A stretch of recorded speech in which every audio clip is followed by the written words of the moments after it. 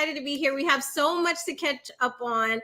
We are going to give everybody a couple more minutes to jump into the live, but I'll be right back. Let's go shawty. This might be my party, so if I want to, I'm passing around the block too. I know that you won't be. You've been all up on me. I like that you need me, baby.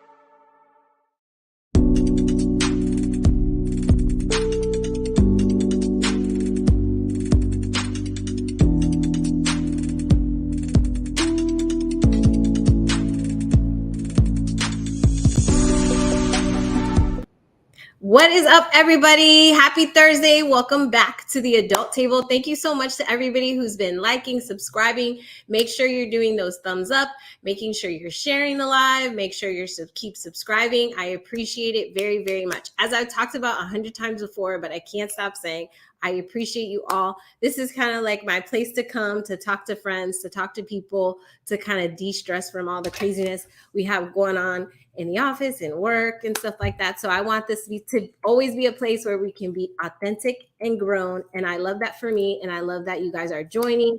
I see Allison Lowe in the chat. Shout out to Barbados. Shout out to Trinidad. Shout out to all the Caribbean Massive. We have a super, super packed show, which I'm excited because I know last week I was on a spring break / work vacation with my kids, so we didn't have a show. So I'm excited to be here with you guys. I have some amazing guests as always, and I look forward to introducing them to you and talking with them with you guys. And please feel free to give those thumbs up, interact with us in the chat. I will try my best to, if I see questions, to hit you guys up. We'll interact with you guys as well. So without further ado, I will have my first guest, who's not really a guest. He's kind of just become my default co-host because he is so smart and just so well versed in everything that is going on. And so he's like my right hand person at the adult table. Timothy, professor, rapper, father, husband, Timothy Wellbeck. Suwan, you're so kind. The introduction gets better every week. It's always a pleasure to join you. I am so excited to see you because I felt like we had a week off. So I'm like, I can't wait to talk to Timothy. So you likewise. I'm glad you guys had a great trip up the East Coast. We did. We froze. And then at one point I was walking around in Harlem in the rain, and that's how I got a cold. So if I sound weird, still forgive me. I'm hoping in the next couple of days I'll be completely back to normal. Yeah, there we go. What do we have going on today? It's a lot going on right now. It's a lot going on. First, let me say this. Let me start with this. Shanquella, Essence Magazine ran a feature story in their digital magazine today, which was very exciting because part of the Justice for Shanquella is that we know that power doesn't concede anything without demand. So every day we're demanding, we're forcing the question, we're asking the administration to have a high level of diplomatic immunity. And so I just appreciate Essence Magazine for highlighting Shanquella today. The behind the scenes story is that I actually participated in the interview while I was in the African American Research Library in DC.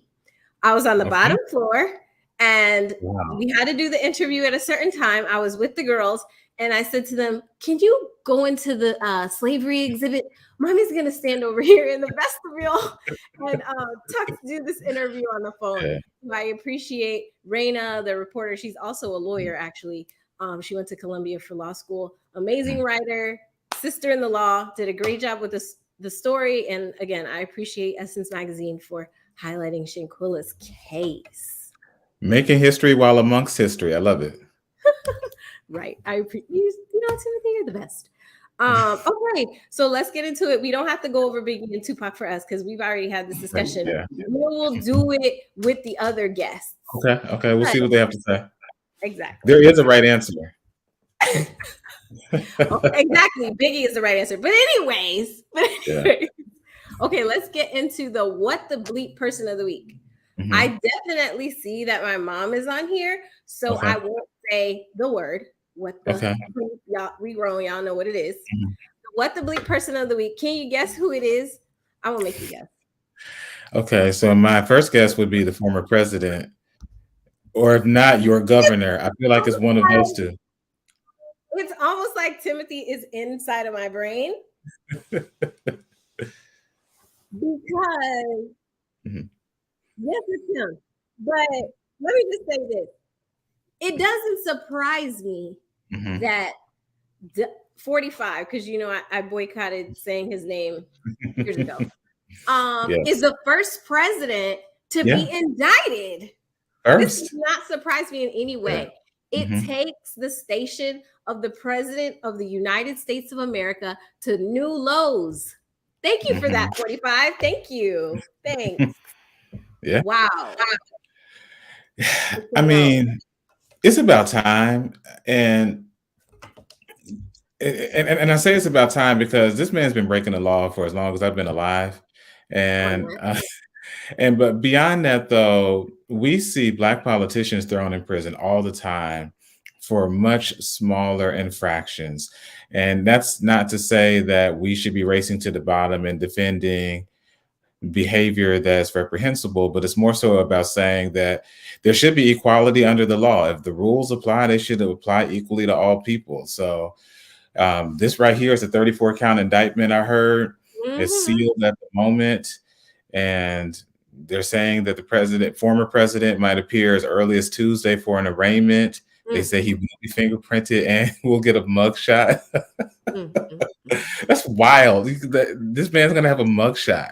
And the thing that really gets me, I feel like in the black community, like Hmm. being arrested, Hmm. having run-ins with the law, all that Hmm. stuff is just traditionally very taboo. It's not something you strive for, obviously. If you have formerly incarcerated people in your family, that's not something Hmm. you share. That's not something you're proud about. It's something that occurred in your family. Hmm. But he almost seems to be out here bragging. He's excited. He's asking Hmm. people to come to the Capitol. He wants a Hmm. mugshot. He wants a perp walk. He is so irritating. Like, really, sir, you can't even get Yeah. arrested properly and get indicted properly. You got to turn it Yeah. into what was the show he had? What was The Apprentice, is that the show that was it? The Apprentice? He want to Yeah. turn everything into a reality show Yeah. featuring him, starring him. The only thing that is good about this, I feel like if he's tied up with this indictment, hopefully he does not run for president. Hmm. But the bad side of that is the Florida governor, Yeah. Satan, Yeah. he wants to run. So it's He like, does. ugh. It's like He Trump does. or Trump light, as Jonathan Harris says. He's like, those Hmm. are the Republican options, Trump or Trump light. Listen, Hmm. 45, get your mugshot, get your perp walk, and, Hmm. and don't hold your head high because this is absolutely Yeah. ridiculous that a former president is being indicted, that he's Hmm. being indicted for, let's say it and let's be clear, Come in on. part for paying hush money Hmm. to a porn star Yeah. to not disclose that they had sexual relations. Yeah. It's. I mean, at this point, like, what do we even say anymore? I mean, it's the pinnacle of lunacy. Just the whole thing itself, like you said, having sex with Stormy Daniels while While his he's wife is married, recovering. obviously, we all know Yeah, because while his wife is recovering from having had their child, then trying to pay her six figures to stay quiet while he's running for president, then trying to cover it up, then lying about it. and then I didn't his mean, lawyer go to jail? His original yes, attorney went to jail for yes, he sure participating in did. it, but he was out here sleeping in his bed at night and being 45. That's crazy. Yeah. Yes, he's definitely the what the bleep person of the day. Cannot actually wait for him to have his perp walk. Because you know what it is? A lot of Mhm, times people try to glamorize jail, and that's what mhm, he's doing. He's trying to mhm. glamorize it. But let me tell you, the jail and prison, Come I on. personally seen as a criminal defense Yes, attorney, has brought the strongest person to their yes, knees yes, because it has. it's never like what you think it is. I don't even It's like going to the jail to visit clients. I'm the And same way. so Yeah, it's all fun and games until the doors lock and you cannot yeah. get out. And he would not be going to a camp, I'm sure. No. Yeah, Sue Ann, you're exactly right. Prisons are terrifying and in many ways dehumanizing. And Mhm. as much disdain as I have for this man's behavior for much of the time he's been a public figure, prison is still just a terrible place to be. It's not what he's trying to frame it as. And it's so ironic that we're in the business of doing work of trying to restore the dignity of people who have been denied opportunities or may have made regrettable decisions and are looking for a second chance. And he's trying to traffic on some of that empathy after he has spent so much of his time as a public figure denouncing bail reform, calling for the execution of the exonerated five, speaking Mhm. of convicted felons as though they were animals. Well, while all along he's been committing crimes in in broad daylight, and so Yeah. it's just a wild set of affairs. So Bye and he out bye. there hanging out in Florida with y'all, ain't he? Ain't he at Mar-a-Lago? Listen, I do not keep tabs on where this man is at. He is not my people. I don't even say his name. Mm-hmm. The fact I that understand. he is at Mar-a-Lago makes me even more ashamed of my state. I feel like they just didn't NAACP just released travel warnings They did. about Florida. Like y'all They don't sure come did. over here. They did. So it's getting crazy. The Satan is just he's doing too much. He's got too much going on. It's like the dog whistles are so loud that we can't Yes. even enjoy the beach. We cannot even enjoy the beach. It's Can't crazy. even enjoy it. So let's transition a little bit to the Nashville shooting at Nashville Covenant School. Yes. I Mhm. obviously, as a mom, my condolences to the families and just again. But the former Secretary of Education is calling for a boycott of schools. She's like, listen, if they won't pass gun control laws, then let's just boycott the schools. Mm. I don't know how that's going to work because I know even for me, there's a lot of working parents that can't homeschool their kids.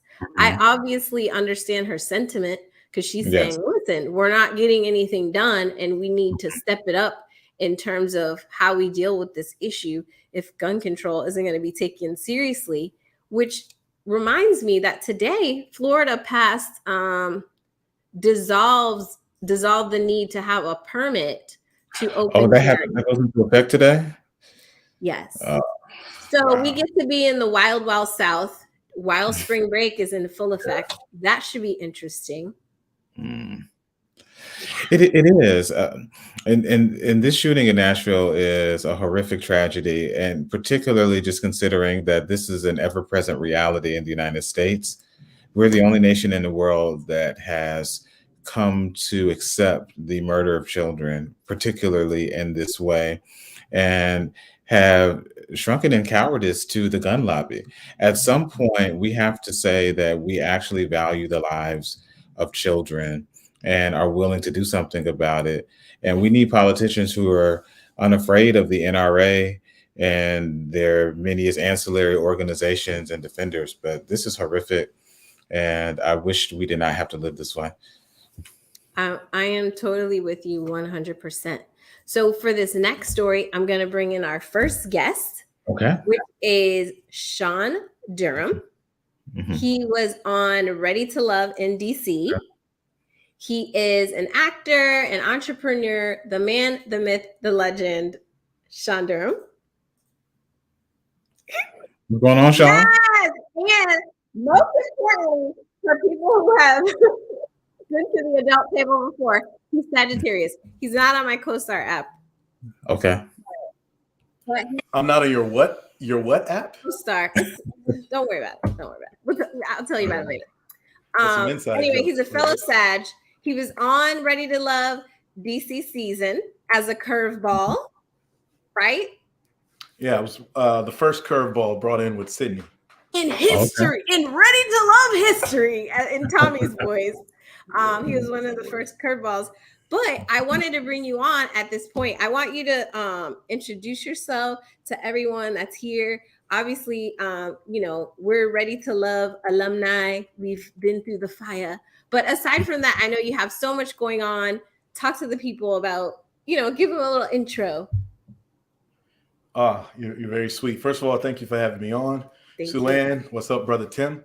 What's going on, man? I am Andj.Shawn Durham. Please call me Shawn. The J is there for author purposes and pretentiousness. So it is part of my full name. I'm gonna call myself S. Robinson. Yeah, go ahead. Call yourself S.A.N. Robinson, but I don't know if you can hyphenate that, but you can figure it out. But yeah, I'm a former reporter. I lived a couple of lives. My first decade as an adult, I was a newspaper reporter. My second decade as an adult, I was a corporate communicator for Geico here in Washington, D.C. In my third decade, I am now a creative and an entrepreneur. So I do my own things and I do a lot of creative projects. So I act, I'm a spokesperson, and I've been sick and losing money because I've been sick this week. I caught a stomach bug. So like, J does not stand for pretentious. Now Andre's putting in work with these little crayons with the crayon situation. Yeah, the crayon was like, she's as snarky as CNN was before they got a new Shawn, boss. listen, I appreciate you so much. I appreciate you reaching out to me in DC and hosting us a little bit, and offering us the referral to go to the Black Girls Museum, which was awesome. And I'm bringing you on because I want to talk about this Jonathan Majors situation. Yeah. And I know you're a fellow, and before you get into that, thespian. And so how can you, yes, I am a thespian. How can you not call him the WTF person of the week? Okay. I know Let's get into it, Jonathan. Let's get into it, Shawn. Donald Trump, why do you think he deserves it? Yeah, Donald Trump got indicted for things that he did 7 years ago, and just for being Donald Trump. Nothing surprises us there. We knew that was coming. Yeah. There was a lot of chances for that to come. Jonathan Majors has 6 movies coming out in the next calendar year. 6 projects that he's involved with the next calendar year, including being hyped up as the big bad villain for the world's most lucrative film franchise, and that's the Marvel Universe. And this sucker is getting it. You know, there's 2 things I learned in life. Keep Will Smith's wife's name out your mother mouth. Okay. And don't try to take Jonathan Majors' phone from him. Those are the 2 things that we've learned this week. That's it. You know what, Shawn? I didn't know you was going to come in here hot with the Sagittarius energy. Look, Jonathan Majors is out here trying to do some things. Yes, he has many feature films coming out. He is the it guy right now. He's the man. Is it his fault that his squabble turned into the police and all in everything? I think people go through domestic violence every single day. I think the reason why it's in Variety and we're talking about it and it's news is because of his success. More money, more problems. That's why Biggie's my favorite. I forgot to ask you, Biggie or Tupac, but we can go into it after. We can. Why are you giving him a hard time? As much as I love Biggie, Biggie's wrong as hell. More money means fewer problems. I don't know what neighborhood he come from where the fewer dollars you got, the less problems you got. I don't know what episode of Good Times that was in. Was that season 3? Was that before or after James Evans got shot? Because you need to tell me that pot roast was like $482 a pound that Thelma always overcooked. They wish they had more money. So just a little bit. Just a little bit. It was like, listen. So, so you're anti-Jonathan Majors. No. I'm not anti-Jonathan Majors. I actually have something that's related to a project that I just recently raised a few funds for. In correlation to, and I don't want to get too deep into this, but I do want to answer a question before I introduce it. But I'll say this: Ida B. Wells is a hero of mine. Okay, me too. Educator, journalist, and she was very bold and one of the first race persons, not race men or race women, race persons who fought on race post-Civil War. The most important work of our time. Yes, to say that white stigma against Black people often boils down to the threadbare lie that she will call it about our craving for white flesh. Okay. Particularly Black males and white women, and the threadbare lie of rape. And that's the salaciousness of it. That goes back to OJ. It goes back to this man over my shoulder, Jack Johnson. It goes back to the original lie. She chronicled 760 some odd lynchings during her time, something to that degree. Found that a third of them always had to do with some accusation of rape, and found that usually the accusations had no bearing or proof, and yet we always have a dead Black man at the end of that. So I'm not saying that this is something to excuse Mr. Majors from, But I will say, and you say that it's not his fault, people have domestic violence situations. Mm-hmm. You have to get involved with persons who have sense and sensibility and something to lose as much as you. Amen. Mm-hmm. And that goes to your partner. And the reason I have not dated, I've done other things to persons of the opposite sex, women of the opposite sex, but I've not really dated or invested of yet. And God willing, hold on. You said you have not dated, but you've done other things to persons of sex. Yeah. You don't That's really. What man just said. Let's While just say, there is no. I just said it. There's no 1950s courtship going on over here of Rebecca or of Katie. Okay. Yes. So that's what I mean. So you can have sex without courtship. We've seen that all the time. That's a good term. But my thing is this: like I don't go either looking for that, or I at least have my. I try to take off my blinders when it comes to love if it's from the opposite sex of the opposite race, only because you mean outside this of could be pulled. This card could be pulled at any moment, whether it's true or not. Okay, and that's the card of that black man did such and such against me. Okay, and so that's also one of the big things that going back to Ida B. Wells, she was saying, she even was kind of like whispered this a little bit. So part of my project is chronicling Ida B. Wells and Frederick Douglass's friendship wearing thin during the 1893 World's Fair. And there's a lot of stuff that happened during that. I've already written the script. It's awesome. Hopefully we'll get it shown somewhere soon. But the thing is, Fred remarried himself a white woman. He did. And Ida was like, hey, I stood up for you amongst all these other racial folks who was saying you were tripping and abandoning the race because you married a white woman. Now, I'm not saying that you can't be with someone of the opposite race. But as a black man with America's 400-year history of looking at black men in an anxious way when around white women, with degree of suspicion or using it as a threadbare lie to lynch us, I'm going to be really careful with any white woman I'm going to be with. But you got to be careful with all women, but I'm really going to be careful with any white woman I'm with. Shawn, let me just say this.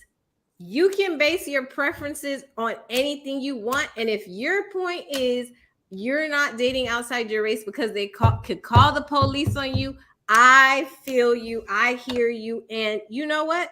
I wouldn't want anybody that I'm dating to call the police on me either. Okay. Let's talk about these teens that have solved this 2,000-year-old math problem in New Orleans. This is why I want to talk about them, because we have a lot of bad news. We have a lot of sad news. We've had a school shooting again. We have gun control laws out of control. We got bad stuff going on. But these Black women, future Black women, they're teenagers, solved a math problem that has been believed to be impossible for 2,000 years. If my mom was here, she would say it's because Black people have the features with special DNA. Props to them. Saw the story and I said, oh, it's in our DNA. And why? Because I minored in African studies. And I was like, oh, I was thinking more of like Komet, and then obviously newer Black female mathematicians, like the ones that were featured in Hidden Figures and stuff like that. But do you know I got dragged online for commenting under the post, it's in our DNA. People were like, oh, you say it like you could solve the math problem. No, I can't. I'm not good at math. That's why I went to law school. Okay. My point was that they stand on the shoulders of awesome African mathematicians. What do you think, Timothy? They do. So all of humanity begins in Africa. The birthplace of civilization is in Africa, and many of the foundations for our core understandings of science, math, religion, philosophy come from Africa as well. And so it's certainly within our lineage to not only to be able to do these things that are deemed impossible, but it's something that we should encourage our children to do. Something that I often do when I'm talking to young men, sometimes they'll tell me they can't understand physics or they don't understand math. And I said, you can take a spherical ball and generate enough force for it to leave your hand and bounce up and down the ground. And you'll travel up and down a 94-foot court and you'll hurl that sphere into a cylinder. And you can do that from 22 feet away. That's physics. You understand physics. You just haven't understand how to apply it and translate or communicate your understanding in other ways. But I love this particular story too, because these girls defied the understanding of mathematics for 2,000 years. This particular thing, the Pythagorean theorem, for years, mathematicians have said it cannot be solved. It remains a theory because to prove it would rely upon circular reasoning. You'd have to rely on the foundational elements of the theory to prove it. And they were able to prove that the theory is correct independently, which is something that's confounded people for literally 2 millennia. And so I think it's fabulous. And I'd love to see what these 2 young girls are going to do as they maneuver through the world. And like you said, it's a part of our heritage, and we have to continue to remind our children that this is what they come from, this is what they can do, and put them in positions to do things like this. And I love that for us. Shout out to Refined Queen. Hello. And I saw April Gaines in the chat. What is going on? Thank you for being here. Let me say this. Let's bring in our other 3 guests. Okay. First, I want to bring in my friend in real life, Dana Cody, who will talk to you about the whole reality series just based on her business that she started many moons ago. But now she stars in being an amazing expat. She gave up all her businesses and was like, you know what? I'm going back to the motherland because period. And I love that. I'm very sad, obviously, because I don't get to see her every day and bother her and harass her as much. But I'm so proud of her and excited. We get to watch her journey on social media and obviously through us talking and stuff like that. But the Dana Cody in the building. What's on, Dana? Dana, okay, it's super awesome that you're here. Because I wasn't even, obviously because we're friends, I wasn't even thinking about when I was going on Ready to Love. I really should have consulted with you because you are reality show royalty, to put it lightly. Basically pitch, produce, had a whole show wrapped around your business and had to deal with production crews and production people and editing and all that craziness. And contracts. And those contracts. And the drama. So me and Shawn could have done well with your consultation before we went into the wild world of Ready to Love. So I appreciate you so much being here. Thank you for having me. Hello, everyone. How are you? Doing great. How are you? I'm good. Asking. We are good. So, okay, because I introed you, and before we go into bringing Maud on and Blake on, of course. So, Dana, since you had a show wrapped around your business, tell me what the best part about it was and the worst part about it was. Ooh, that's a hard one. I would say the best part about the show was called Boss Nels, and it was on Oxygen Network. It derived from me doing work with Bravo, Real Housewives of New York. I had a really great relationship with them, so I did a few different other shows other than that. I think that what I decided to do with Boss Nails, the best thing was I was able to showcase, Black Americans in a nail industry, cosmetology industry, coming together and working together in a positive way. And I'm really super proud of myself for that because I want to display Black excellence versus displaying the drama or the cattiness or, what they wanted us to display, opposed to that. So that was probably one of the best things that I saw. I know that I really influenced and inspired a lot of people, once they saw me and they saw us, doing something in that light, they felt like they knew they had an opportunity to do it. So that was one of the things that I think was the best. And then the worst would be in business, because we filmed in my actual salon. And at that time we were doing maybe 200 clients a day, you know. It really stopped a lot of business, because as you guys know, when you're filming, you have to stop, you have to do edits, you have so much to do. So that really, it put a damper in the business as a whole, you know. And yeah, because you got to slow down. They got to do. It might take a whole day for them to set up a shot and take it down and do this and do that. At clients that's like, hey, I just came to get my nails done, you know. You know what I mean? Like, I'm proud of you, but I just want to get my service. So that was really hard for me. I actually lost a lot in revenue behind filming that show. But that was about it. I mean, there's a lot of other things that come in between, a lot of drama, a lot of misunderstanding. I think that we probably should have had more counseling, coaching process. And I think all reality stars should have counseling before you decide to do any type of television. Really? Yeah, what kind of counseling? Well, I'll put it to you this way. Many people that do reality television go from living an everyday lifestyle, and then now you're thrust into becoming a celebrity. Some of them don't necessarily have a talent. Some of them don't necessarily have, you know, a high-paying income coming in. So you're on the cover of magazines. You're doing commercials. You're in press. You're in media. You're doing red carpet events. And then you got picked up for another season. You go back to your regular lifestyle. At one point, I was researching the suicide rate within reality stars. Oh, wow. Networks don't want to talk about that. But there's a high rate of people that commit suicide when they're not picked up for a second season. You're left feeling like a failure, sort of. And because it's a different industry, reality television is a complete different industry from being an actor or an actress. You're not trained. Right. You know, it's thrown at you. So I do believe that, you know, people say, I want to be on TV, I want to be a star, but you need to be coached. You need to be mentally, physically, and emotionally prepared to be on television. I totally agree with you on that now, because I, as you know, have been on now both sides of the screen. But after being on this side, as opposed to the lawyer, like digging in the contracts and making sure certain things are in there to protect the talent, being the talent, it's totally different. People literally talk about you every single day. Yes. And it's not necessarily always good things, which, you know, it is what it is.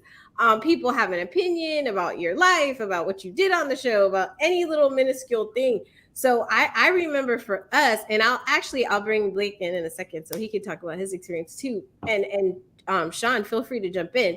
Prior to us going on to Ready to Love, they did like a psych eval, and the psychiatrist said, are you going to be okay with people talking to you about social media? Okay, cool. And that was like the extent of the therapy to deal with the stuff.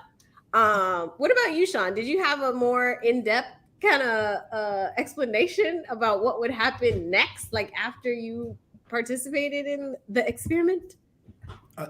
They didn't give us anything, Shuan. So like we got I don't even know if we got like a card for Easter in the mail. Like it's more like we got the same psych eval, but that fellow who did that, I mean, he was checking a box and watching the sands of the hourglass so he can get his rate in, right, and move on to the next person, and then started gabbing more about the quality of the cast. Not from a psychological perspective, but more like the entertainment perspective. He was as Hollywood as any producer was who interviewed me for the process. So when that happened, and I was already weary of the entire process, I didn't want to be on it. I never saw the show, but I had a friend. I never saw the show, but I had a friend who said, well, try to watch it a little bit. And they all say the same thing. It's Oprah. Oprah won't be putting you in mess. Oprah ain't actually doing the casting. What are you talking about? Oh, yeah. You know, people say stuff. But, you know, the whole thing with me was while they were interviewing me, I was secretly interviewing them. Okay. And I always had I was going to push an eject button anytime I felt like some mess was going to happen. Okay. And the little bit of mess that got on me happened quickly, and I pushed that button. Okay. So because I just like I tell people, and I told you while you were here when I met you, Shawn Durham is not a character; is who I am. Right. And I don't have time to wear misconceptions or bull jive that people want to gin up for the sake of now. And I think there's two things that go on. So it's very interesting you talk about suicide, Dana. I don't know anybody who's suicidal, but there is like there's a depression for some people that the attention, that the air is out of the balloon when they get onto that next cast. And then for some other people, there is the fear of their own shadow, that they can't own anything that they were presented as. Maybe because they may have cut the fool, maybe because they may have amped up some things while they were on camera because they wanted to please people behind the camera instead of in front of it. And with me, I think that they were kind of anxious or hopeful that I would, because I do have a performer background. I am an actor and all that stuff. And by the way, I got my SAG card today. Literally got my SAG. Congratulations. Thank you. So that's been like, but maybe 2 years of hard work, but like 6 years of not really hard work. But anyway, we got it. But like I was used to being on camera, and I knew how production should have been run. And so I was getting more skeptical when things were going, even though I'm not a familiar person with the production of reality. I know how regular productions are supposed to go. And I also know how my life is supposed to go. Let me do this, Shawn, because we have one of my cast members. Sure.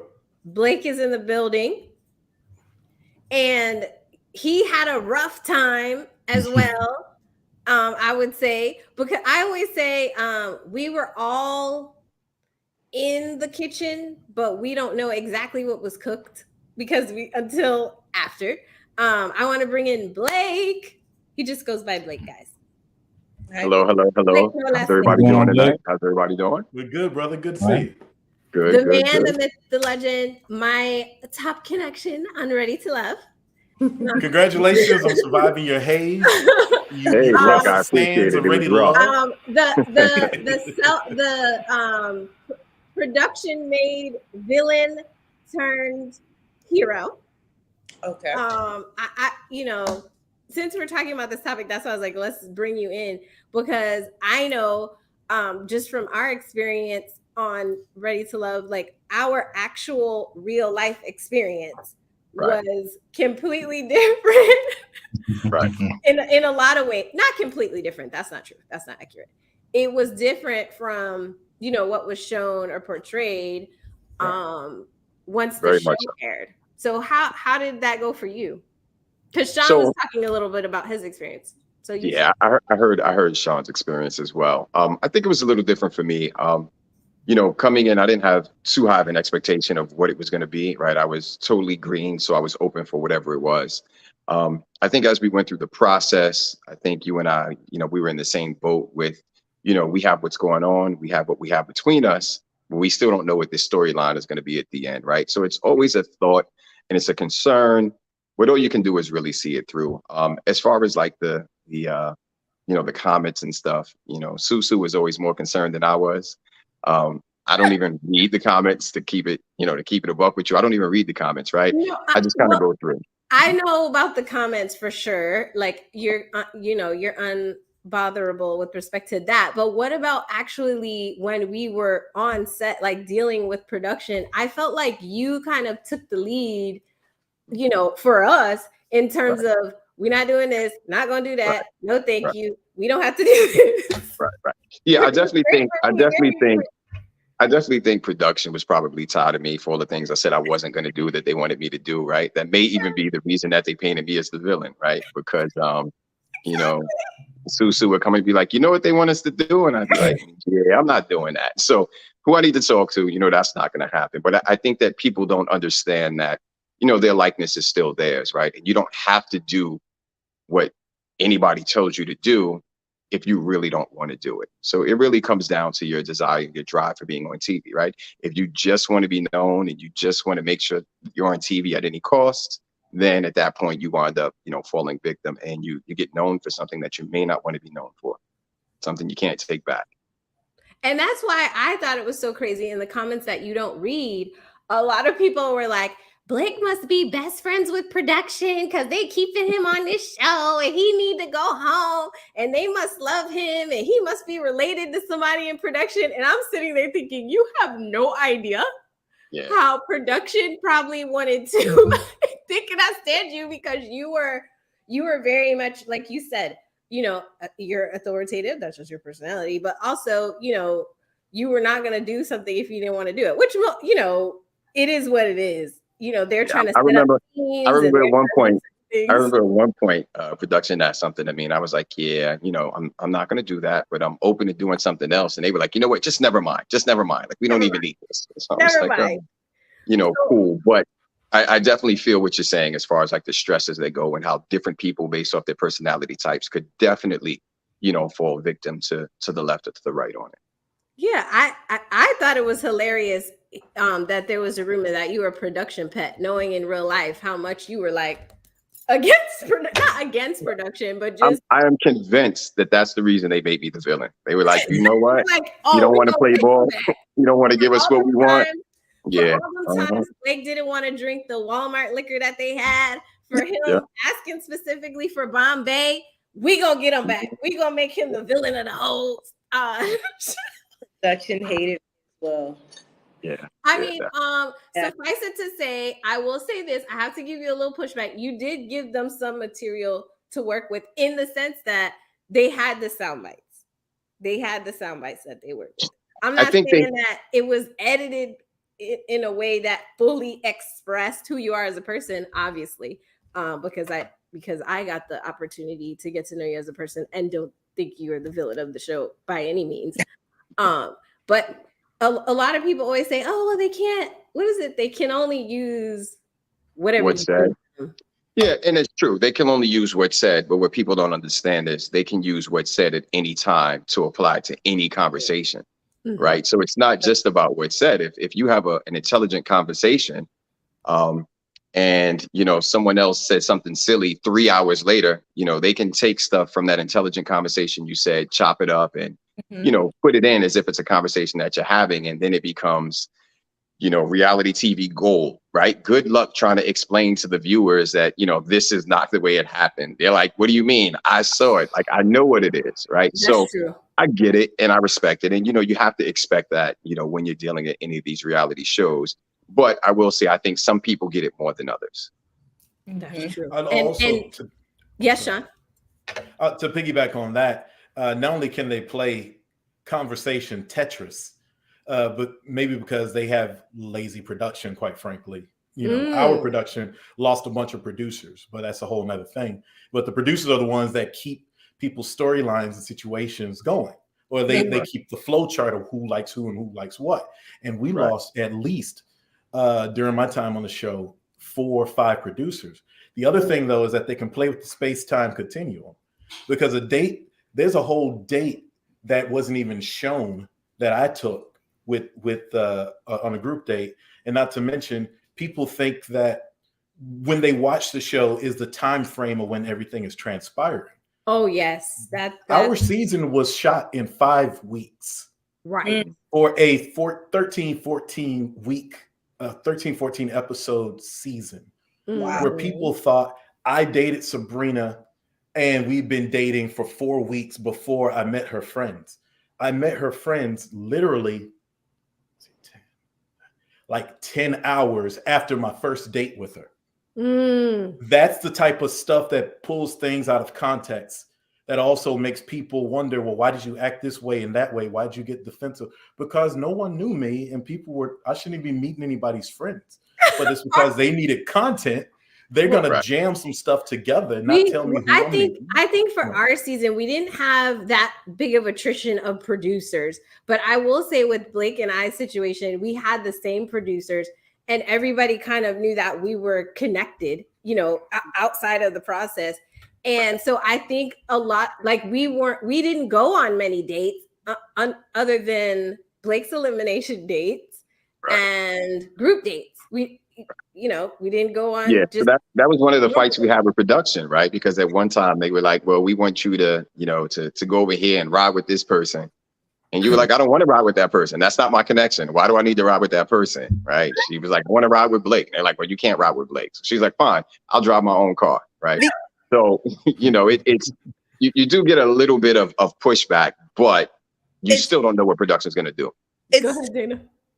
Television, and that's what which is funny because I think I like to see people who do reality television that's never done a TV show before, because you see the genuine reactions from them.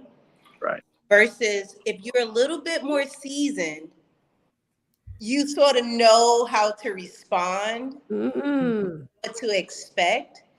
So, you know, I by the time I did my own show, I was already about 3 shows into it. So they literally had to change out my producers multiple times because it was just like, I know how this goes. So you want to get information out of me, but you're not really, you know, you're trying to get a storyline. Right. So storyline that I want you to have versus the storyline that you want to create. And then we also have to think about the execs that's in the office. They're on a complete different vibration than we are. They write the show out, but then a lot of times it's ad hoc because they get these different personalities, and some of us are a lot more intelligent than what they expect us to be. Ding, ding, ding, ding. Look at the history of reality television, how it used to be real world. Like these type of individuals are completely different to where it is now. So you have people that are successful in their own right that, you know, we agree to participate in these shows. But we were born at night, but not last night. Woo! Woo! But, you know, so that's where those issues came in about. It's like, no, that doesn't sound right. I don't think I'm going to do that. But what they have to back them is the contract. That part. Let's bring in Maud, who is a super fan of reality TV. I feel bad because I feel like, in a way, I mean, Maud's very intelligent, very smart. She's a wife. A beautiful, smart African queen. Hi, everybody. Hey, Mom, how are you? You can hear me? Yes, we can hear you perfectly. You look beautiful. Very. You know, I'm about to be shady. Like, I'm wearing my... You know, Maud's in the building. Give it to us, Maud. Okay. I'm here. You I'm represent for the continent. Dana's here representing as an expat who is now living in Nigeria or Ghana. I'm actually in both places. Okay.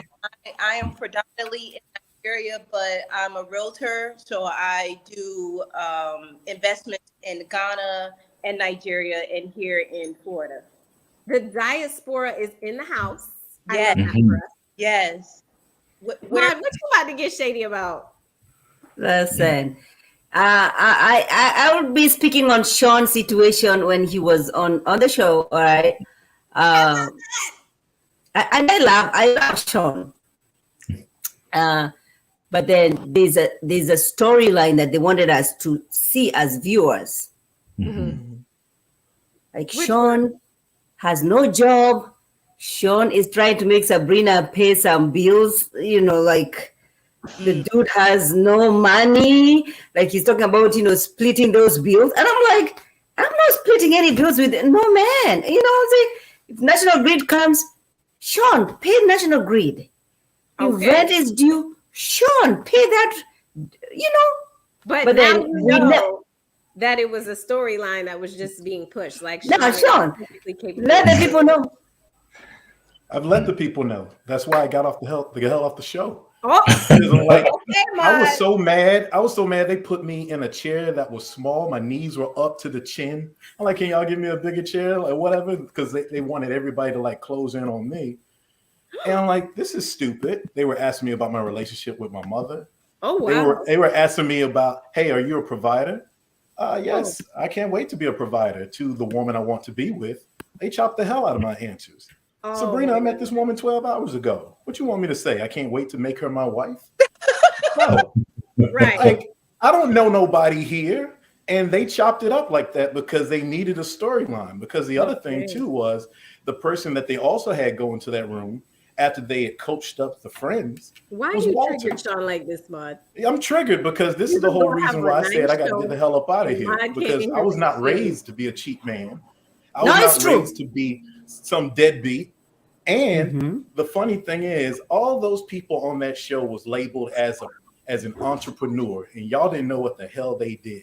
Ooh. They made it a mystery about what I did for a living.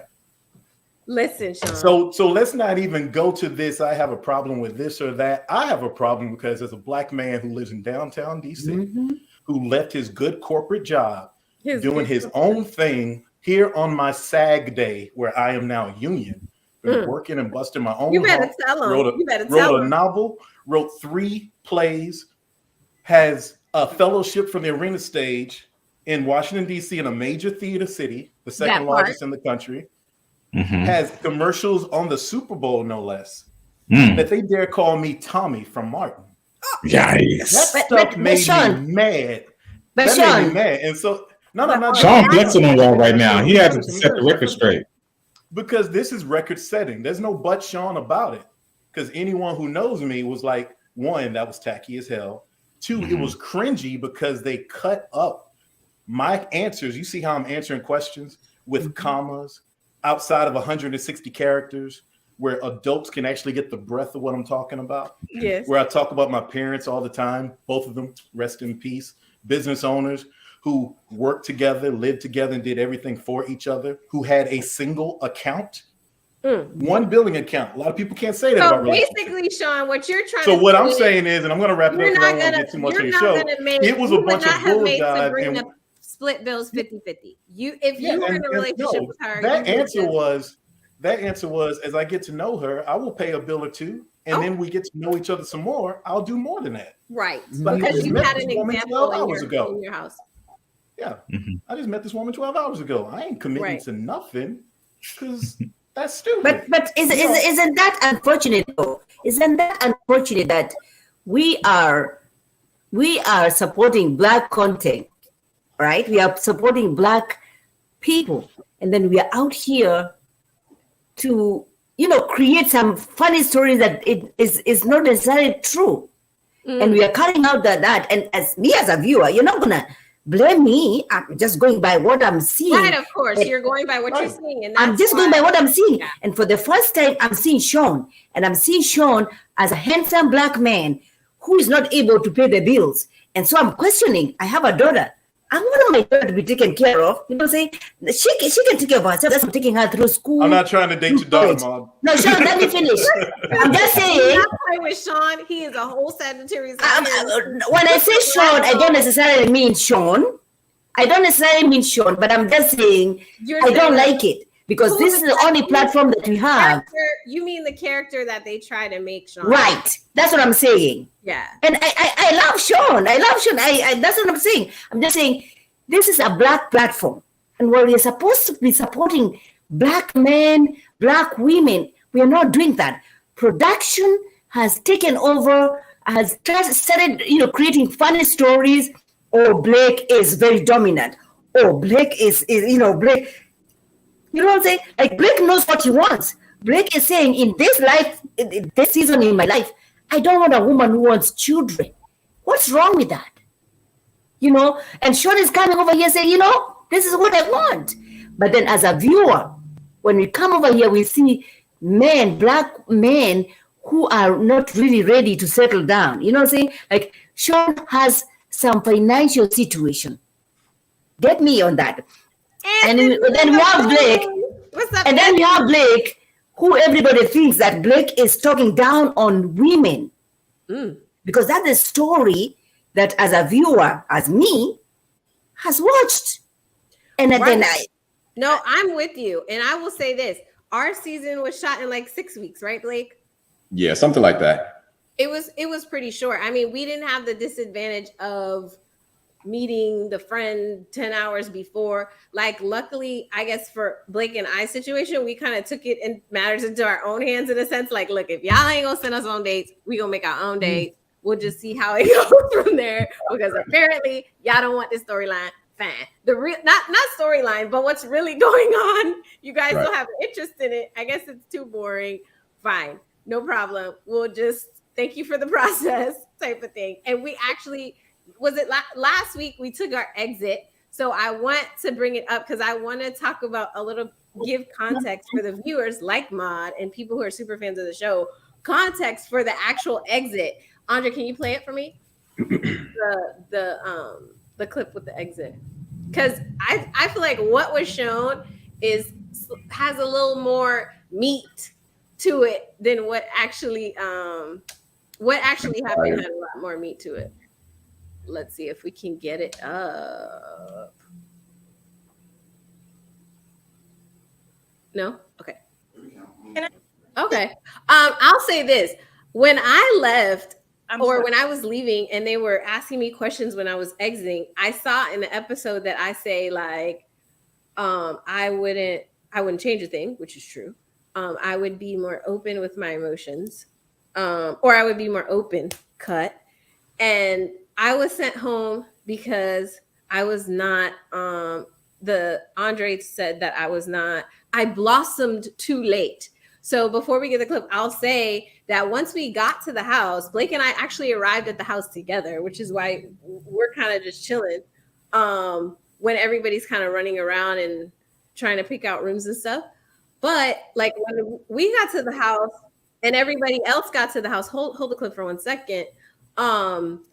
Myself and Anthony, who's in the chat, we went into the kitchen and started cooking, and kind of everybody else was kind of doing their own thing and like preparing themselves.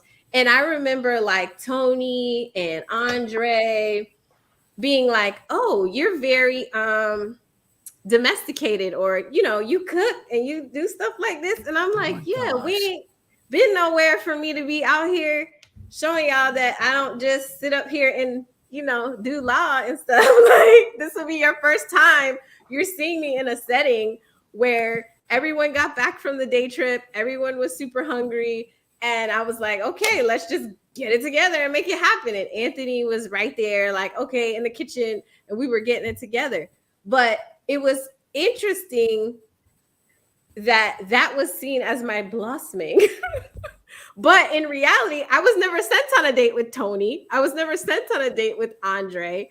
So there was no real time for them to even really experience my personality, or for us to have a conversation, for them to say, oh, you're blossoming late. It's like we never went on dates.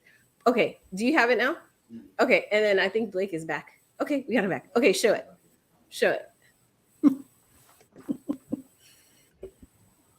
Can you show it? Yeah. Okay.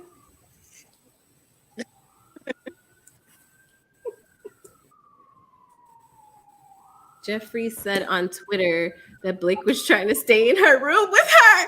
Oh, that's funny. But I'll let Blake speak on it because I don't want to overtalk him. Let's not even do that, because I'm over it. Jeffrey, I'm over it. We're gonna move around. Play the clip. How's it going? Is it showing up? Can you guys hear it? How you feeling? Just packing up. I'm feeling okay. After being eliminated, I am extremely disappointed that I will not be able to continue my connection with Blake. So I have feelings over the situation. I mean, it's something that I'm definitely going to have to talk to Tommy about. Oh, okay. And see how this process is supposed to go from here. It is what it is at this point, right? I can see how me being eliminated puts Blake in a tough position, and he has a lot to figure out. Need help? Yes. Okay, let me close it up for you. That's everything? Yeah. All right. Let's close it up. Oh, man. Was that a production idea? Oh, okay. How do we decide on the bunk bed room, Blake? I mean, I feel like we just knew we were going to room together, but. Yeah, I mean, we knew that ahead of time, so we didn't really trip over which room we were going to be in. But the whole scene, I mean, it's not what it was, once we pretty much knew what was going on, once we did the men's deliberation, I just went ahead and I just packed our stuff up, put our keys up there, and, it's like, all right, let's go.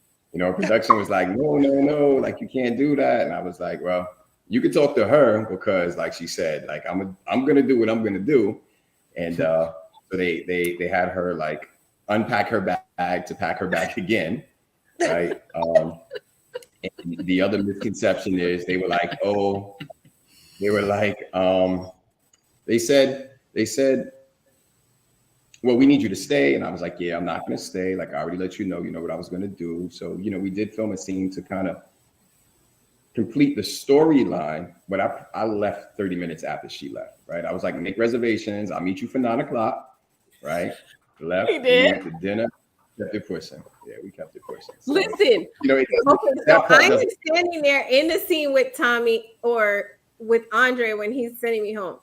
And, I'm already aware of what's going on because I'm like, okay, I'm going to go home. Cool. And the part where you see cut to me saying, oh, I'm very disappointed that I'm not going to continue my connection with Blake was actually shot way later, right before the reunion. So in the time, I didn't feel like I was not going to be continuing my connection. I was sad to leave because I was like, oh, we're not going to get to do our journey on the show. But I had no doubt in my mind that we were going to continue our connection because Blake literally looked at me and was like, make a dinner reservation for 9 p.m. because I'm leaving. And then when I got to the room to do my exit, I see all my toiletries, all my stuff is already packed up. I see Blake's book bag and everything is there. And I see our car keys. I'm like, wait a minute. What's going on? Blake already had everything packed. Production comes in and they're like, oh, no.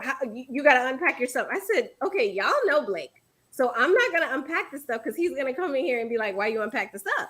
Why did you unpack everything if it was already packed? And they were like, no, you have to unpack. Actually, somebody from production unpacked the bag. Right. Yeah, you're right. Production, I did not. I did not do it. I was like, you can't make me unpack the bag. Production unpacked the bag. So that's why it's like, I am super awkward. And I'm not afraid to admit it. I'm quirky. I'm kind of awkward. So already in the scene, it's super awkward. But on top of that, we've already had this discussion. There's now an unpacked bag that I am pretending that I am packing. So it's like, okay, yes, I am here packing. And Blake is like, okay, so what's going on? Yeah, so they tried to make it seem like I was unsure, right? They did the breakup of the piece and they showed it on the next episode, but the whole thing took about 30 minutes. It took 30 minutes. We was out actually walking out. Yeah, and it was cool. But I understand, right? They need the entertainment value, so I wasn't mad at them for it. It just is what it is. And it comes with the territory. So yeah. It was definitely an interesting experience. Go ahead, Maud. No, I was watching prior, to me coming over here, and Shawn was talking about how, you're not prepared for the show, right? And you don't know how people are going to take it, and you don't know how social media people like us, you're going to come for you. And right. Do you have those tools? Is production giving you those tools so that when people come for you on social media, you have somebody to talk to? Well, like, this is what is happening. I am messed up over here. But in the defense, production tells you in the beginning, from like day one, they're like, look, you're going to have people out there that are going to say negative things. They tell you, do not read the comments. They tell you, right? But what happens is people get sucked in, they wind up reading it, and then, you kind of go down a rabbit hole. So I think that has a lot to do with the person's, personality. But I don't think production is going to support you in that, because production also says, we'll give you the people to talk to on certain platforms that are only approved platforms that aren't going to beat you up. So that was my take on it. I know I'm guessing that Shawn has a different take from the way he's rolling around down there. I'm just saying, and we supposed to be grown-ups, but production is a boat of sailors coming to port, and everybody on the show are the girls they meeting while they at bay. And then when they done, they're done. And that's it. They want to have their time. They want to use you as they see fit. They'll promise you a whole lot of yang so they can get you where they want you. They'll promise you what? The productions, they're going to keep on going. Production would love for you to just be these vessels You know, your reality vessels for storylines that they see, how they manipulate, not how you actually think. If you feel a certain type of way and that's attractive, cool. But it'd be nice if you had some drama here or there. Looking back on some of the questions I was asked, I realized that they were trying to set me up with certain people. But quite frankly, I didn't see any connection with anybody. But I was trying to feel it out. I was doing what grown-ups do. I mean, Shawn said, I didn't like none of them. You had really pretty, really smart, Shawn. really kind women on DC, and you're really no, there were. No, See, listen, hold on a second. That's the thing. So what I just said, you all took that out of context. There's more words to be said. Put me no, back. No. I'm not saying that none of those women are not for me, but what I was saying was I didn't have no initial connection with anyone. You did not have, and I was brought into the middle of the mix. So my experience was different from everybody else's. When you're in the middle of the mix, there's already a line. Shawn, will y'all quit? Shawn, if y'all quit interrupting me, let me say my piece. When you're brought into the middle of a mix, other people have already made connections with other folks. Okay, and that sort of Shawn, I see what he's saying. You are so smitten with Sabrina. Am I confused in this situation? Yes, you are. That's the whole point of this conversation. Yes, you are. I wasn't smitten with anybody. There was a person that said, okay, I would like to check that out. But there was no one like, oh my God, I'm so heartbroken. Like, oh my God, like I want to bring you home to my mother. Or I do the cut and paste like Corey and like just text people and say, I want to do this with you. I want to do this with you. I want to do this with you. I legitimately came on and said, let me get to know you. Please, Aisha, I'm asking about your kids. What school does your son want to go to? I actually had those questions. I was talking about stuff and they didn't know what to do with that because God forbid I didn't come in rubbing my hands like an R&B singer trying to mix up the pot. I wanted to just be a dude trying to find my way with the women like everybody else. Listen, one thing they didn't get that, so it is what it is. But I'm a grown ass man here. You can't tell me what to do or feel. Timothy, let me ask you this because you're our resident expert just on life in general. Oh, that's a big title right there.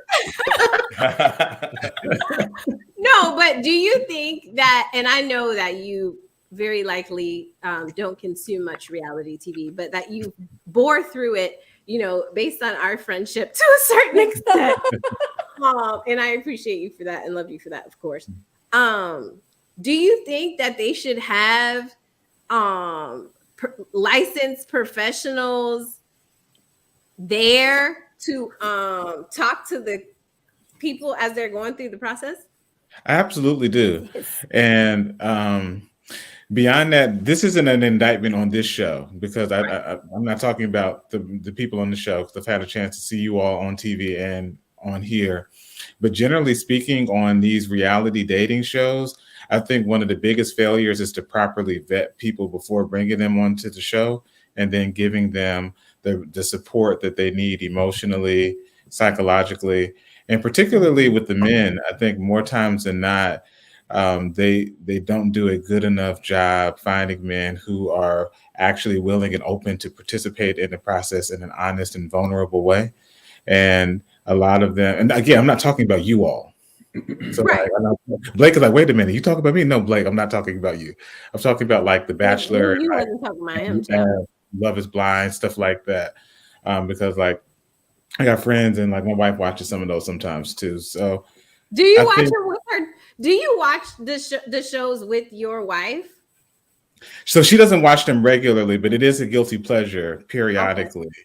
And so I've seen a few episodes with her, but after a while, I'm like, it's time to like. Like, what are we doing right now? I love you, but let's do something else. That's why I find it like, I know Blake didn't watch the show before he went on the show. Shawn didn't watch the show before he went on the show. Listen, my inner lawyer watched all of it with my cousin Khadijah. Like I binge watched the entire thing because I was like, what am I getting into? I need to know like what are the possibilities, what are the pros and cons, and do my little sheet and be like, and it's funny that she's saying that because that's your preparedness too. I think more people should do things like that. What'd you say, Blake? Because it's funny she says that because during the film, and I'd be like, yeah, no, I don't want to do that. She's like, look, we have to do something because I watch the show. I'm like, I don't care. I'm living real life. She's like, no, but you don't know what they're gonna do. I'm like, I don't care what they're gonna do. Like that's true. Life, they'll get that's real. True. Blake is right because I had watched the show, so I was like, okay, it was certain things where I was like, this is where this could go. This is where this could go. We have to kind of defend ourselves against certain things because things could go left, or production could kind of use it to do other things. That's why even when I was asked, and I think Blake was asked too, and then he walked out, they asked us to come in and like do some audio drops and like say certain things so they could like slice it in. And Blake just walked out. And I remember the producer coming up to me and be like, so is Blake okay? I was like, Blake is gonna be Blake. Y'all met this man, 6 weeks ago. Why you acting like you don't know he don't like, come on. Wait, give me a chance to defend myself. Right? It's not a situation that I just walk around like I'm gonna do whatever I want to do, right? The things that they're asking me to do aren't even in my personality. Right. So they're like, well, can you say this? I'm not like, no, because that's not something I would say. I'm like, I'm willing to work with you, like to say something that I would say, but that's not what they want. They want it the way they want it. So I'm like, yeah, I'm sorry. I'm not willing to been that far. So it's not like I was walking around telling production, like, take the finger, I'm not doing it, but I'm willing to work with you, but I'm only willing to go so far. Right. I think that's a part of the personality test in the beginning. That's why they give everybody personality tests, just to kind of figure out who's going to be what on the show. So I think they have an expectation of who's going to be the drama, right? Who's not going to go so far, and they know what they're doing as far as that part goes. So, and I agree with Blake on that because Camille is a good friend of mine, and people came for Camille, and she's trying to call production. Please help me. She has emails reaching out to production, help me with therapy, help me to how to deal with this situation. They never gave Camille anything to deal with. And now everybody's talking about production and everybody's believing production. You never believed Camille when it came to production. She took all the heat. Well, I will say this. I think that some parts of it are definitely overproduced. Like I remember me and Blake, when we had our first kiss, and it was an organic thing. Like Blake said, "Do you have a boyfriend?" I was like, "No, I don't." Like that, it was like, and I will only call myself awkward because I don't want to call Blake anything. Blake can speak for himself. But we're not. I agree. You're awkward. I got you. I agree. I'm with you. Yes, awkward. But we were really dating on a show, like on camera. It's slightly awkward. Okay, it's awkward. So we're going through this process. Everybody's like, "Oh my God, this kiss sucks. It's so fake. It's horrible." We had to do it 3 times. They made us repeat the lines, and it wasn't lines. It was like a natural flow of conversation. No, they said say it again. So they were like, say it again. I'm like, I don't know what I just said. They're like, well, just try and say it again. So like, who knows? I really do wish I was able to speak with you guys prior to filming, because everything that I'm hearing here, I'm like, yeah, I get it. Here's the thing. Shawn, you mentioned something like, I'm not that guy. But out there is that person that's that guy. It just didn't happen to be you. It sucks that you had to portray him, but production, maybe that person didn't audition or do the, what it took to get on. But unfortunately, you portrayed someone that you're personally not, but whatever they portrayed does exist. So they had to put that light on that. When it comes to anything in reality television, I would always advise you will be able to handle it more if you are branding or have a product. If Because you at have a the end of what? the Branding day, or what? or Or have a product. Oh, if okay. you have something to sell, it's almost to the point, because I did, television, because it's like, okay, I have a brand and I have myself to sell. I've done several different shows. I did a dating show. It's called Find Me My Man. It was with Natalie Clarice. It was a really great show. And the person I went on a date with, I thought, oh, maybe I really like this guy. And then we never spoke to each other afterwards. I didn't know if he was a paid actor or what it was. But when I watched it years later, in hindsight, she did bring out key points of things that I needed to work on. I had a defense mechanism set up, and that's why I did not find my man at that time in my life. So I had to take from that. When I did Real Housewives of New York, I was the only Black woman on that show until recently. And the backlash that I got behind that was insane. But what I did was I took that time when I did Sonia Morgan nails, I did treasure nails. I did my brand, I did my product on national television. So that helped me generate more income to my business. And people was like, I remember her face and what she did. Notwithstanding, there were a lot of racist comments from the cast at that time. And the backlash that I received. There was a lot of personal coaching that I had to endure because I was, involved. My stepdaughter was a Viva dresser.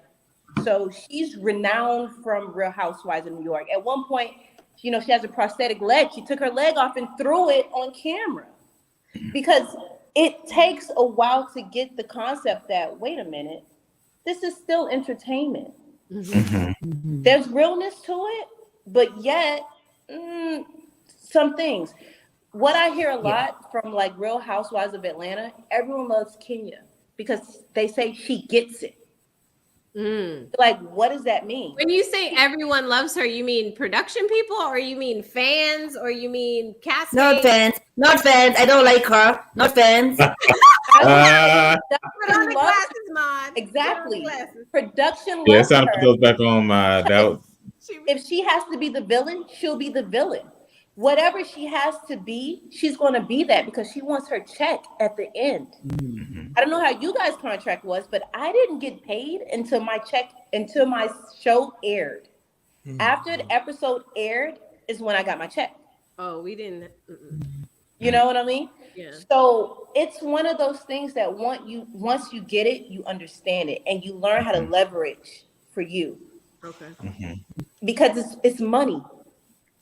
But what is they do casting with real people. I think with respect to what Dana's saying, I think absolutely with those type of franchises, what you're saying is true. In our situation in Ready to Love, there is no monetary gain at all. Number one, we don't have a prize at the end of the show. You're not trying to get renewed for another season because they go on to another city. Like in a lot of ways, well, I can only speak for myself. We're really relying on the brands that are involved and saying, maybe I'll meet somebody that I didn't meet organically on my own. And I am going to take time away from things that do generate income for me in order to pursue, this process. So we don't have necessarily opportunities to like promote brands or like they don't even show really where people actually work and stuff. They say what our job titles are, but they don't necessarily show, me at work or I'm a lawyer, or this person's a realtor or this person, whatever. They might show you tiny clips, but there isn't really a platform within the Ready to Love kind of thing to like necessarily promote a business. I am going to skip to Timothy only because I know he has to go. He has to leave us. We're not going to stay on too much longer, but I know Timothy has to go. And I would like to thank Mrs. Welbeck, as always, for letting us borrow the professor, her husband. Sue-Ann, it's always a pleasure. Thanks for having me. And it's a pleasure meeting the rest of you all tonight. It's always a great discussion. I'm looking forward to joining you all again. Sorry, I have to step away for a little bit. No worries. We appreciate you very, very much. Absolutely. Thank you, sir. Okay, let's switch gears a little bit since we're all have Mod is married. I know. Let's ask the question of, we'll start with Shawn because I feel like Shawn's answer going to be long.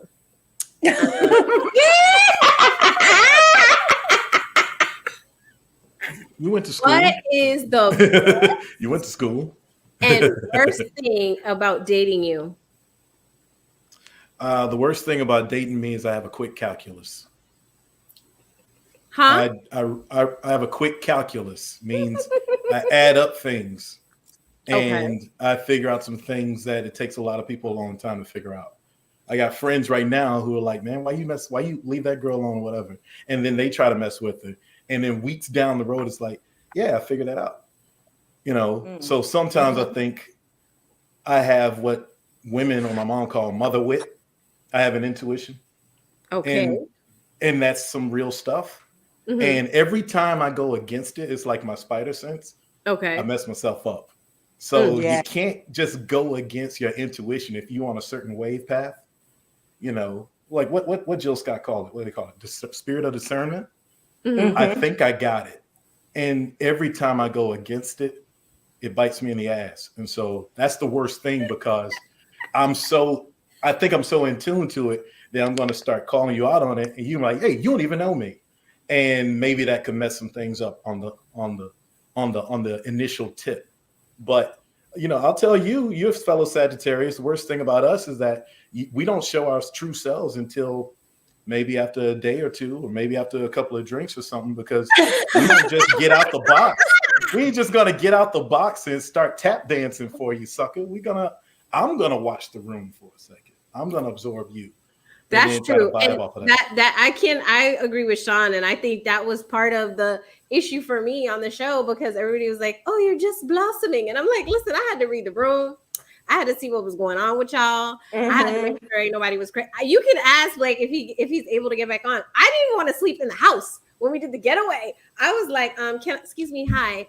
When y'all leave, can I go home? Because I don't know, like, I'm like, you're gonna be fine. We're gonna be in the room together. It's all good. But I definitely was like, okay, y'all say I'm gonna be safe, then I'm gonna be safe. But it definitely, is a situation for me, and I attribute it to being Sagittarius, but I'm just very like cautiously optimistic. Like I'm gonna check it out and see what's going on. I'm not one of those people that come out the thing like, hey, yeah. So the mansion mixer was definitely hard for me because I had to keep saying, go up to these people, talk to these people, when really in my mind, I would have just been like, okay. And Sue Ann, that is true. We on the show, when they drop you into scenes like that, it ain't like they have like a deck of cards for you, or they ain't got no like parlor tricks or games that y'all supposed to initiate to like mix with each other. Like I host speed dating events. I think it'd be cool if everyone did rounds of speed dating, just actually meet and talk to each other. Okay. That seems like too much like but you just get a bunch of strangers who are a little bit inhibited. Now you're gonna have people like really trying to act outside of themselves and be out large. They try to use alcohol, and that was another thing. Mostly the entire show, I did not drink at all. The only time I drank at the mansion mixer is not even captured, and I had one like part of a drink, but that was because it was super late. We had already been shooting. I don't know how many hours. It's like 2:00 in the morning. And they're like, okay, you got to move around. You got to talk to everybody. It's time for you to go talk to Blake, who I had not seen previously. Wow. Other than in passing.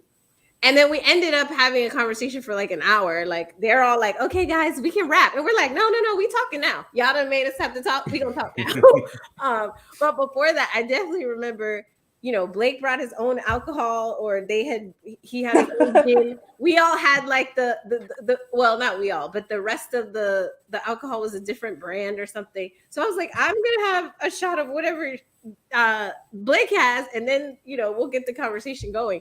But it definitely, they definitely try to have libations available, as opposed to like actual tools.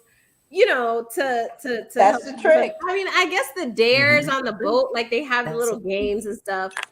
So there is an attempt to kind of get people to mix. So I will say they totally miss out on that. We had the best date I've ever seen in Ready to Love history when we had our group date at the at the park thing with all the different obstacle course things and got to shoot each other with water guns and like go down water slides and like play football and like do just fun stuff outside.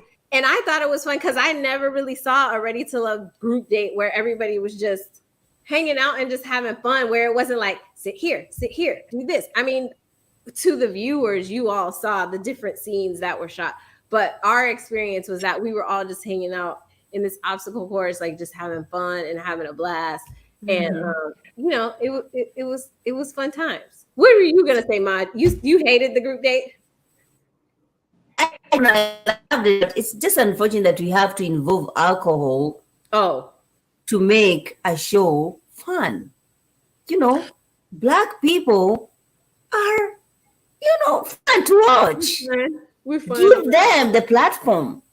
Don't come over here, you know, saying, oh, this one is this one is. It's fun to watch. And I feel like they feel threatened. They feel so much threatened to give people who look like you guys, may not sound like me, because listen, I'm undisputed. You know what I'm saying? Undisputed African queen. Don't get it twisted. You know what I'm saying? But you know, people who look like you, who speak like you guys, and they feel threatened. But it's time. You know, and I love what Swan said, that, you know, she never wanted alcohol to influence, you know, her moves, the way she's going to interact with those guys. Because production, you know, they're going to give you all. A girlfriend of mine said, you know what? Let me be clear. Hold on, Maude. People who drink in the different things, I don't have an issue with that. Because I drink all the time. Listen, you know, I'm a whole attorney, so you know what I'm saying? We're known for being at the bar. So no, I'm just saying, production will take advantage of it, though. Right. Darika said, you know, Cynthia was always looking for a shot. That's we take advantage of that. Well, and they know that. Okay, go ahead, Shawn.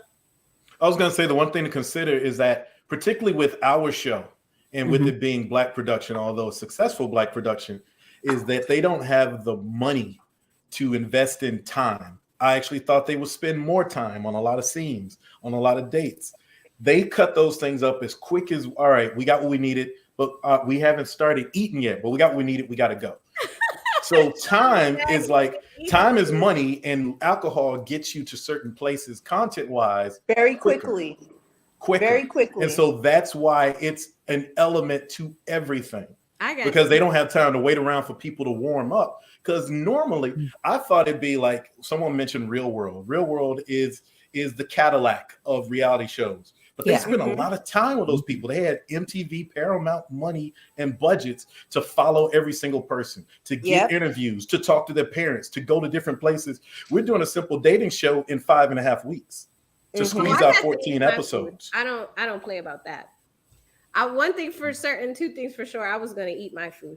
You can ask any guy that actually went on a date with me. I was like, hold on.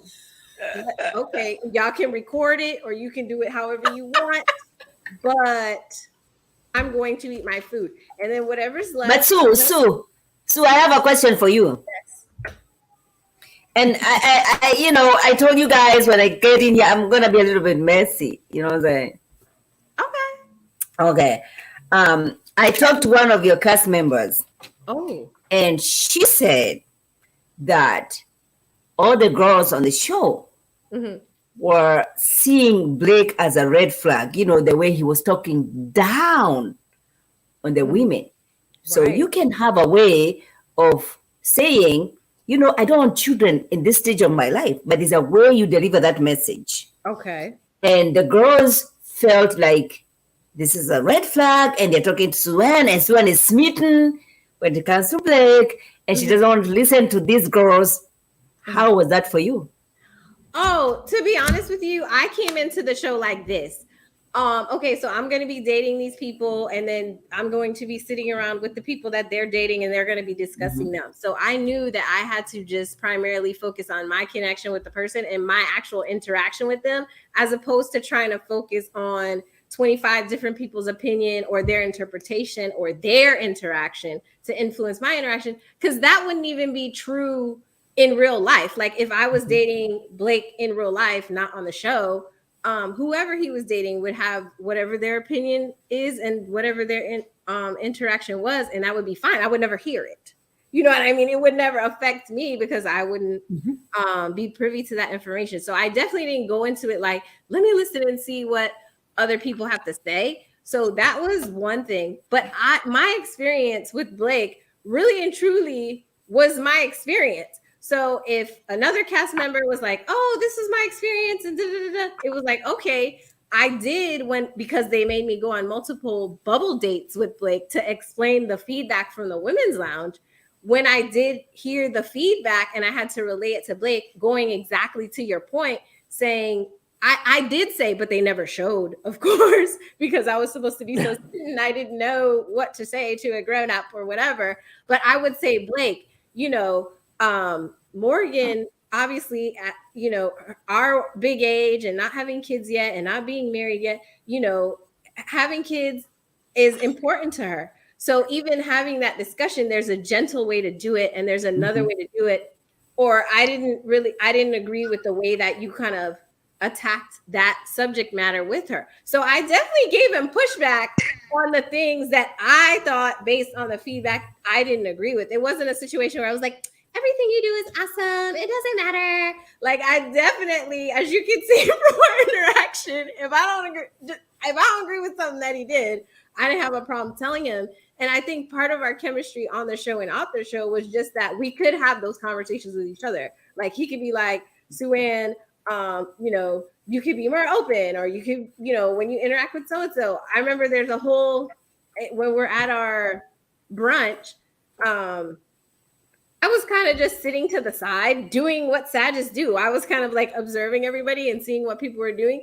And Blake is like, who haven't you talked to? What guys are you kind of interested in? Who do you, And I'm like, well, Anthony, but he won't come and just talk to me. And I'm not going to go over there and whatever. And Blake like grabs Anthony and is like, come talk to Sue-Ann. So then me and Anthony, got to have a conversation. But I think that, and I said this in my interview with Simone, everybody is not for everybody. Mm-hmm. Like I don't get along with every single castmate. I didn't get along with every single person on the show. So it wouldn't make sense that we would all be attracted to and be okay with all the guys. So I was attracted to things in Blake that other people didn't find attractive. Like I was okay with Blake kind of being a little bit prickly, maybe because I have to deal with prickly people a lot. But behind the prickliness for me was things that we talked about earlier, like very decisive, we'll make decisions. We'll be able to kind of get me out of my zone, get me out of my head and be like, hey, head back in the game, whatever. Like when it was time for us to exit, him being like, you look like, it's a lot, make dinner reservations. Like those are things that for me are important. Whereas women dating or whatever, maybe they don't want somebody decisive, or maybe they don't want someone to kind of take the lead. And I take the lead all day long. I have to run a high profile practice and run high profile practice. So when I'm home and not in that setting or in a dating setting, I'm definitely you don't want to take that lead. Take the lead, right? Dana knows all the boss, the actual boss women at work want to go home and be like, okay, what do you want to eat? That's what do you want? What do you want to eat, honey? Casey said Blake told the truth. It hurt single moms who felt rejected. Well, yeah. And I talked about that too. I said my biggest fear going into the thing, and I talked a little bit about it with Blake, but the whole conversation wasn't shown. I was like, how do we handle how other people handle rejection? Because obviously at some point, there's going to be a point where you got to narrow it in. And then other people that may have thought they, also had a connection or be interested or whatever are going to be shut down. So how do we handle like a breakup, but not really a breakup? How do we handle other people's responses? And I think a lot of the things that happened to me was processing other people feeling rejected by someone that I didn't get rejected by. So it was like, Blake, you could speak to Morgan, you could attack that situation better. You could, interrelate with women that you are not interested in better. Like I'm literally giving somebody I'm dating advice on how to date other women better when I didn't myself have an issue with our interaction. I'm dating now. Go ahead, Dana. What? No, I said I do that dating now. Oh, look for the boss guy. You know why? You have to coach men. You have to coach men how to love you, how to date you, how to marry you, how to be the husband for you, how to be your friend. You have to coach them in that. So what you were doing with Blake is showing sincerity. Like you really looked at him in a different light. It was not about the show. And Dina, it's not about even coaching. It's about boundaries. It's like right. I'm not gonna be coaching a grown ass man anything. You know what I'm saying? Know what I said on the show about that. You know what I'm saying? Treat me as an African queen that I am. You know what I'm saying? Who does Ma be dating? I know her husband be like, if she don't stop talking about her dating and what people should do, because I know he do everything he's supposed to do, or else Ma would be not. She would not be over here glowing on camera the way she always is. So we already know. Oh, and then wait, hold on one second, because it's single moms. I don't consider myself a single mom because I co-parent with my ex. But I'm a mom. I have 2 kids. So I didn't feel, I didn't feel rejected by the conversation. I thought that it was very prickly and very not the best way to attack that subject matter. But I also know and got to find out the context behind his feelings. Which Swen. Yes. I have 2 boys. I have a daughter. She's gonna be joining high school soon. I was in high school in Kenya, so I'm trying to get the American way of doing things. Okay, so my daughter is gonna be joining high school. I have 2 boys. Yes. And Which they're not doing that. Not doing what? I don't want. I just don't understand how I'm gonna equip my daughter, and not the same way as I'm equipping my 2 boys. You know what you want, and my 2 sons know what they want. We are not. We are equipping your life. You fit into the situation. No, we're not doing that. It's my daughter. Shawn. You know what you want. Shawn. You know what's gonna. Okay, Shawn. Go ahead, Shawn.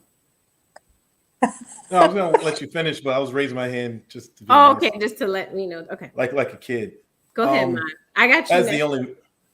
As the only man here, I would like to speak on this a little bit. I don't want to get too much detail, but to have Dana's back a little bit with what she was saying about you have to coach men. I know some people. Yes, there are 7-8 billion people in this world, and maybe just like in the Hallmark movies and the Reese Witherspoon movies, they are perfectly packaged to be just like what you want. And but that's not true. Usually in life, there's some massaging on both sides of what the other person wants and needs. And when you speak, that's real love language. The thing I hate about 21st century dating is that we speak in so many code words that mean absolutely nothing.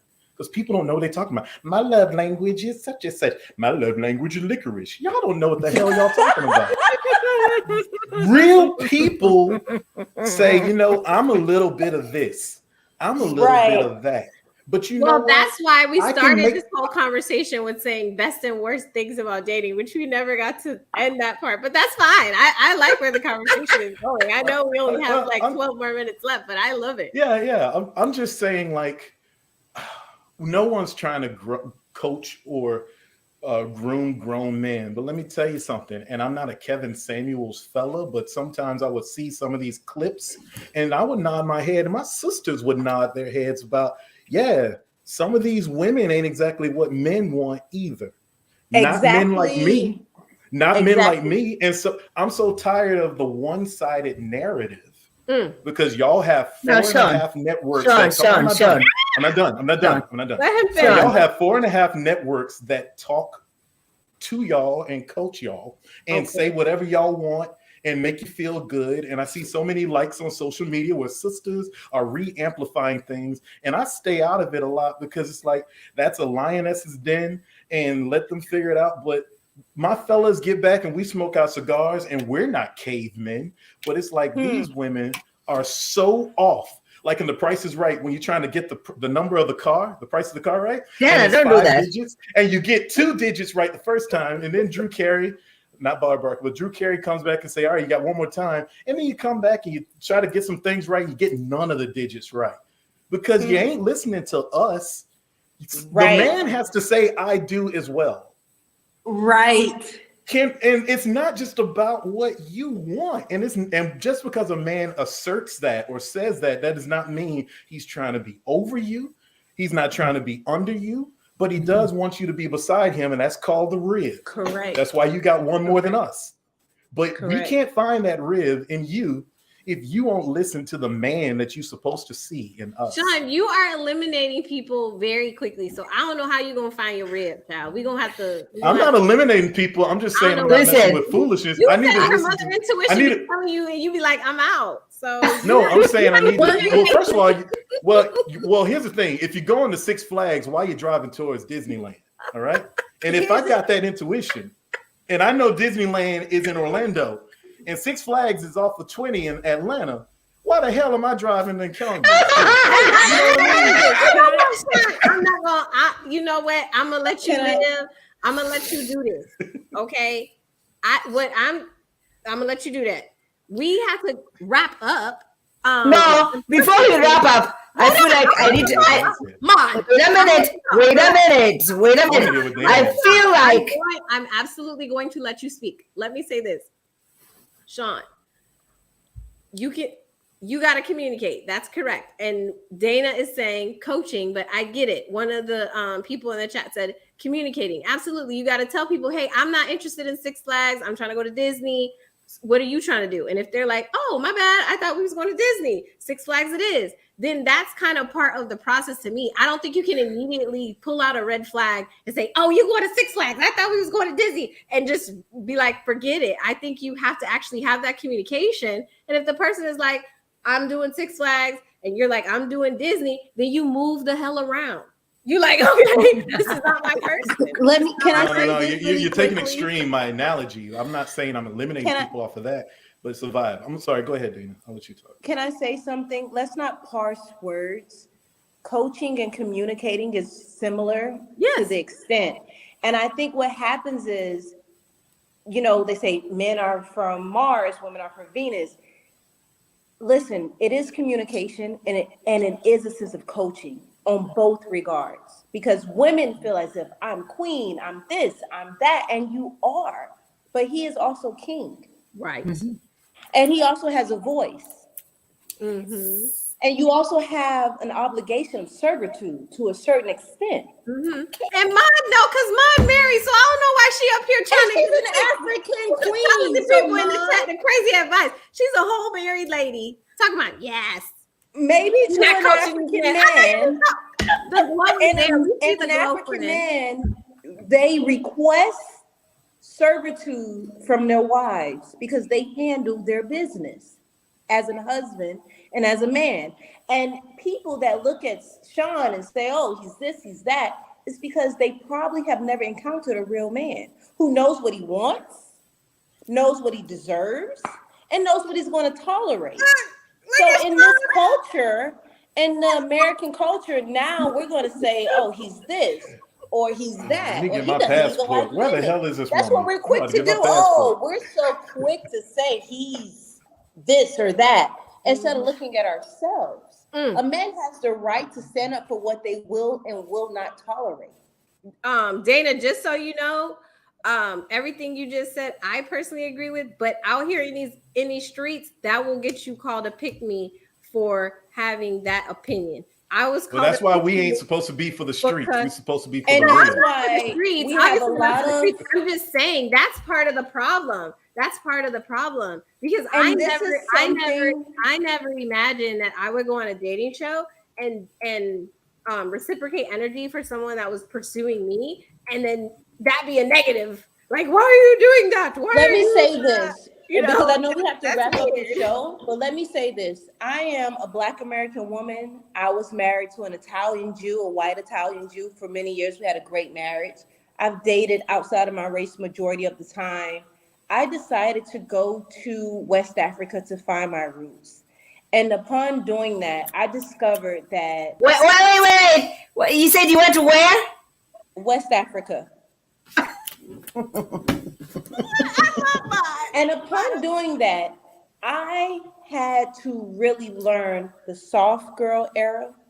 I had to learn what it was to be a wife, what it was to be a mother, what it was to be a true queen, what it was to be a true African woman, Black woman, because some of us are not from Africa. Some of us are native to this country.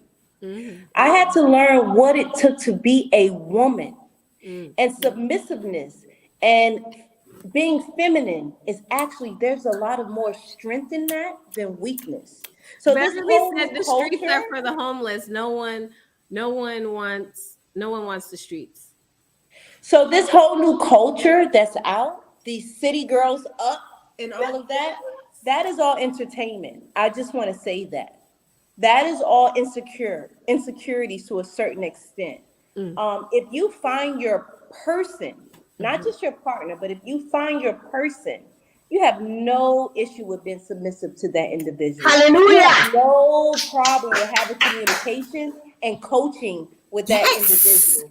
What's happening in our culture, in the American culture, is we are becoming the men. Okay? That's why we have men trying to have wombs. That's a whole different show. Whoa. I would suggest that we don't necessarily fall back, but we actually embrace who we are. We embrace our strength. We embrace our femininity. We embrace our power. Always remember, before we close out, the man may be the head, but the woman is the neck. Hallelujah. Okay. Say that one more time. Say that one more time. The man is the head of household, but the woman is the neck. Someone like Shawn, I support him 150%. He is not going to settle for anything. He is not going to be misused. He's not going to be abused. And at this point, he doesn't even care what the world thinks of him because he has standards. He has value and he's a king. And if anyone wants to be on his level, you have to come up to him. We come from the ribs. We to your side. We're not behind and we're not in the front. That's a whole nother show just to the women. Oh my gosh. I love this girl. Right. Listen. It took 3 years. It took 3 years because I went to Ghana. I'm an American. I'm wealthy. I'm this. I went to Nigeria. And I met men that had to say, oh, yeah, but calm down. Let me show something. What's the song? Calm down. Baby, calm down. Calm down. And respect me. Dana went home to learn that process and to find her king. And I love that for her. I love it very much, not just because she's my friend, but I think it brings an important point, which is that you have to meet someone that's willing to have that conversation with you, and you're willing to have that conversation with them as well. That's the communication. The question I have for you, Sue-Ann and Dana and myself.